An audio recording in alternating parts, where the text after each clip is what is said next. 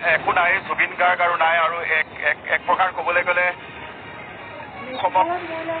মৃত্যু হোৱা বুলি ইতিমধ্যে নিশ্চিত কৰিছে। চিকিৎসকে স্কুবা ডাইভিং কৰিবলৈ গৈছিল আৰু তাৰ পাছতে জুবিন গাৰ্গ অচেতন হৈ পৰে।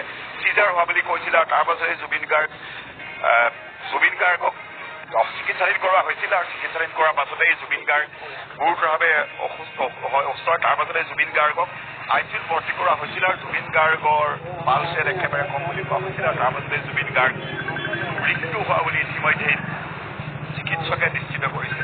জুবিন গাৰ্গৰ মৃত্যু হৈছে, জুবিন গাৰ্গ আৰু নাই। জুবিন গাৰ্গ ইতিমধ্যে নিশ্চিত কৰিছে, জুবিন গাৰ্গ আৰু নাই, এই কথা কোৱা হৈছে।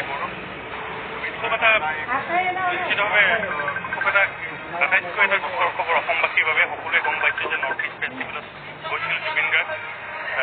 হৃদযন্ত্ৰৰ ক্ৰিয়া বন্ধ হৈ পেলাই শেষ মুহূৰ্তত জুবিন গাৰ্গৰ মৃত্যু হৈছে আৰু ইতিমধ্যে সকলোৱে গম পাইছে যে নৰ্থ ইষ্ট ফেষ্টিভেলত তেওঁ গৈছিল। স্কুবা ডাইভিং কৰি থকাৰ সময়ত তেওঁ সাগৰত পৰি গৈছিল আৰু আমি যি খবৰ লাভ কৰিছোঁ, প্ৰাথমিক খবৰ যে তেওঁৰ চিজাৰ যিহেতু আগতেও আছিল আৰু সেই সময়ত তেওঁৰ চিজাৰ